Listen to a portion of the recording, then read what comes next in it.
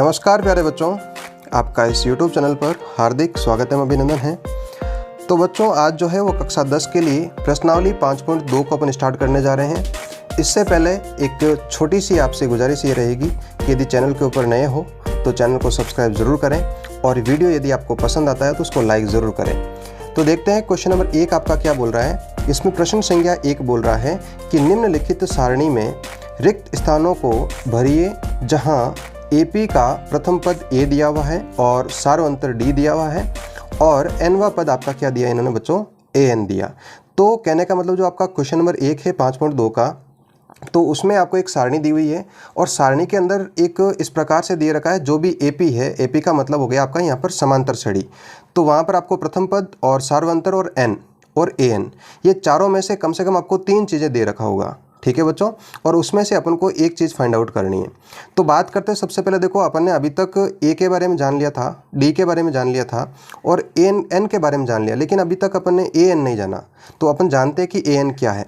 तो बच्चों देखो, आपको मैं बताता हूँ। जैसे एक समांतर श्रेणी लेता हूँ मैं, 2 4 6 8, इस प्रकार से कोई समांतर श्रेणी है। ठीक है बच्चों, अब बात करें यहाँ पर, तो सबसे पहले प्रथम पद, तो प्रथम पद यहाँ पर मैंने आपको बताया था, जो पहला पद है वही आपका प्रथम पद है, तो वो कितना हो जाएगा आपका, 2 हो जाएगा। दूसरी बात करते हैं सार्वंतर की, तो सार्वंतर अपन ने निकालना सीख लिया था। क्या हो जाएगा, द्वितीय पद माइनस प्रथम पद। द्वितीय पद कितना आपका 4 माइनस 2, तो कितना हो जाएगा, वो आपका 2 हो जाएगा। अब बात करें एन की, तो बच्चों मान लो ये समांतर श्रेणी आपकी यहाँ तक ही है, तो एन का मतलब होता है पदों की संख्या। मैं आपको यहाँ पर लिख देता हूँ, एन बराबर होता है पदों की संख्या। ठीक है बच्चों, अब बात आती है कि सर जो समांतर श्रेणी है, मान लो समांतर श्रेणी आपकी यहाँ तक रुक रही है, तो मैं आपसे पूछूंगा कि समांतर श्रेणी में पद कितने हैं, तो आप बोलोगे सर 1 2 और 3 4 पद है। तो n की वैल्यू मान लो अपन कितनी लिख देते हैं, यहाँ पर 4 लिख देते हैं। अब बात आती है यहाँ पर ए एन की, तो एन का मतलब होता है बच्चों किसी भी समांतर श्रेणी का एनवा पद। एनवा पद का मतलब जो पद वो पूछे वो होता है एनवा पद। जैसे बात करें अपन कि जो अंतिम पद या चौथा पद है, तो वो चौथा पद कौन सा है, 8 है, तो यहाँ पर ए एन का मान क्या हो जाएगा, 8 हो जाएगा।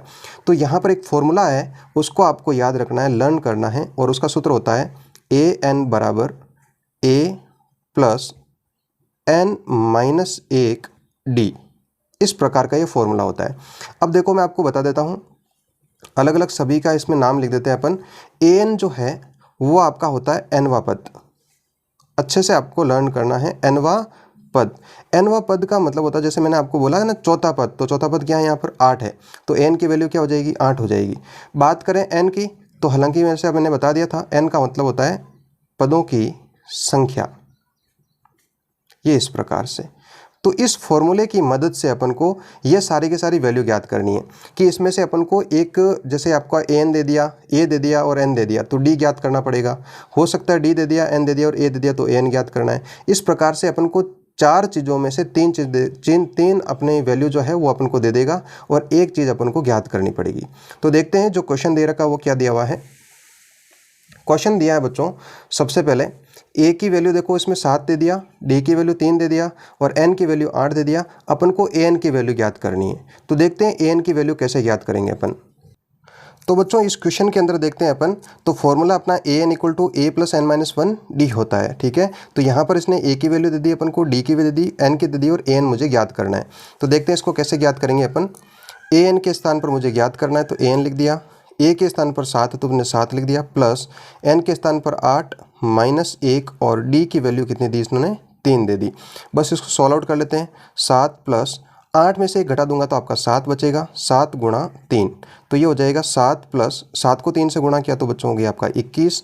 तो ए एन की जो वैल्यू है वो आ जाएगी, 7 में यदि मैं 21 जोड़ देता हूँ तो आपका कितना हो जाएगा, 28 हो जाएगा। तो बात करें यहाँ पर ए एन की वाले जो कॉलम है इसमें आपका कितना आएगा, 28 आएगा। देखते हैं इसका अगला क्वेश्चन क्या दे रखा है। अगला दिया बच्चों देखो, ए की वैल्यू दे दी इन्होंने और डी मुझे ज्ञात करना है, एन की वैल्यू दे दी और ए एन इन्होंने दे दिया है। तो देखते हैं इसकी वैल्यू कैसे ज्ञात करेंगे अपन। तो यहाँ पर सबसे पहले ए की वैल्यू जो है वो 18 है, माइनस 18, प्लस एन की वैल्यू मुझे 10 दी, तो 10 माइनस 1 लिख देता हूँ। डी मुझे ज्ञात करना है और ए एन की वैल्यू इन्होंने क्या दे दी, 0 दे दी। बात करें इसको, तो जो माइनस 18 है उसको अपन इस तरह भेजेंगे तो क्या हो जाएगा आपका प्लस का 18 हो जाएंगे। यहाँ पर 10 में से 1 घटाएंगे तो कितना 9 रहेगा, 9 गुणा डी। तो ये हो जाएगा 0 + 18 18 हो गया, 9 गुणा डी, और डी की वैल्यू हो गई बच्चों देखो यहाँ पर 18/9। तो यदि 9 का भाग मैं इसमें 18 में लगाऊंगा तो कितना हो जाएगा आपका 2 हो जाएगा। तो डी की वैल्यू मेरे पास क्या आ गई, 2 आ गई। तो यहाँ पर डी के स्थान पर मैं कितना लिख देता हूँ, 2 लिख देता हूँ। इस प्रकार से इस क्वेश्चन को करना है। देखते हैं इसका नेक्स्ट पार्ट। अगले पार्ट में बच्चों देखो ए की वैल्यू इन्होंने अपन से ज्ञात करवानी है, और डी की वैल्यू -3 दे दी, एन की वैल्यू 18 दे दी, और ए एन की वैल्यू -5 दे दी। तो लिखते हैं formula A N = a + n - 1 D. तो ए एन इस बार वैल्यू कितनी दी, -5 दी, बराबर ए के स्थान पर मुझे ए ज्ञात करना है, एन की वैल्यू यहाँ पर 18 दी हुई है, -1 गुणा डी की वैल्यू -3 दी। तो बात करें जैसे -5 है आपका, तो -5 बराबर a + 18 में से 1 जाएगा तो आपका ये हो जाएगा 17 -3। तो इसको थोड़ा सा और सॉल्व कर लेते हैं अपन। a प्लस को माइनस से गुणा करूंगा तो माइनस हो जाएगा, 17 को 3 से करेंगे तो 51 हो जाएगा।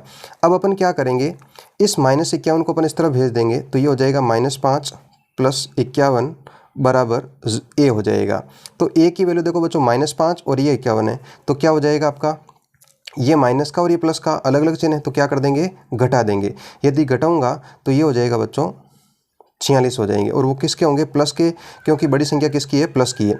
तो a की वैल्यू मेरे पास क्या आ गई, प्लस का 46। तो बस a की वैल्यू के स्थान पर अपन लिख देते हैं 46। तो ये हो गया आपका 46। ठीक है बच्चों, तो अगला देखते हैं अपन। इसमें देखो कुछ वैल्यू दे रखी है। इस वैल्यू में देखो सबसे पहले a की वैल्यू दी, d की वैल्यू दी, और n की वैल्यू इस बार याद करनी है। an की इन्होंने वैल्यू दे दी, तो देखो an के स्थान पर मैं क्या लिखूंगा, 3.6 लिखेंगे। a के स्थान पर बच्चों इस बार वैल्यू दे दी इन्होंने, -18.9 आ गया, और प्लस n की, देखो n की वैल्यू मुझे ज्ञात करनी है, और d की वैल्यू इन्होंने कितनी दी, 2.5। ठीक है, अब अपन क्या करेंगे, इस माइनस की वैल्यू को पहले इस तरफ भेजेंगे। तो क्या हो गया, 3.6 + 18.9 बराबर, यहाँ बच्चों -n-1 गुणा 2.5। अब क्या करेंगे बच्चों, इनको जोड़ना है। देखो तो पॉइंटों की जोड़ कैसे करते हैं, 3.6 मैंने ऊपर लिख दिया, फिर पॉइंट के नीचे पॉइंट लिख दिया। उसके बाद में क्या करना है, पॉइंट के इधर कितना है, 8 है, और आगे क्या आपका 1 है, उस तरफ देखें तो आपका 9 है। यहाँ पर कुछ नहीं तो 0 लिख देते हैं। इस प्रकार आपको जोड़ना है। तो जोड़ूंगा तो ये हो जाएगा आपका 15, 1 यहाँ पर लगा दूंगा तो 12, और ये हो जाएगा आपका 22.5 हो जाएगा।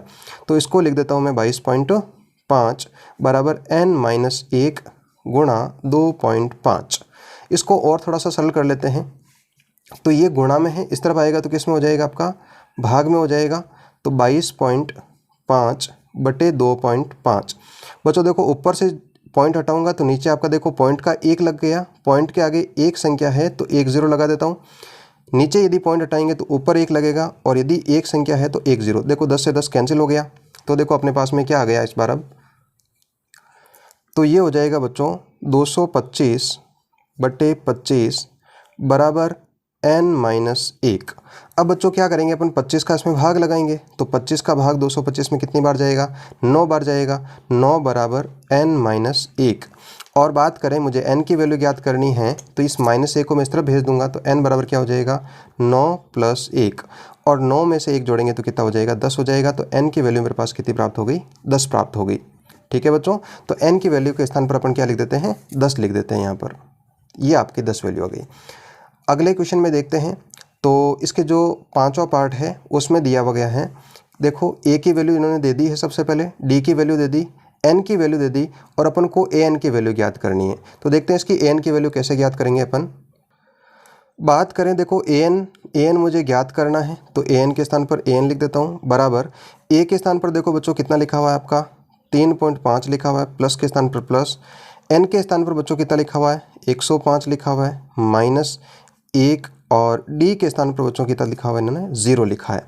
अब देखो यहाँ पर बात करें अपन, तो इसको सरल कर लेते हैं। तो ये हो गया an बराबर 3.5 प्लस 105 में से यदि ये घटा देता हूँ तो 104 शेष रह जाएगा, और उसको किससे गुणा करना है, 0 से गुणा करना है। तो an = हो जाएगा आपका 3.5, बेटा देखो 104 को 0 से गुणा करेंगे तो क्या आएगा, 0 आएगा। an बराबर क्या हो जाएगा अपने पास में 3.5। तो ये वैल्यू मुझे प्राप्त हुई, an की हो गई 3.5। तो इस प्रकार से आपको ये समझना है। तो आशा करता हूँ कि आपको क्वेश्चन जो है बहुत अच्छे से समझ में आया होगा। यदि वीडियो अच्छा लगा हो तो लाइक करो, शेयर करो और चैनल को सब्सक्राइब करके जो बेल आइकन है उसको ज़रूर दबाएं। Thank you for watching.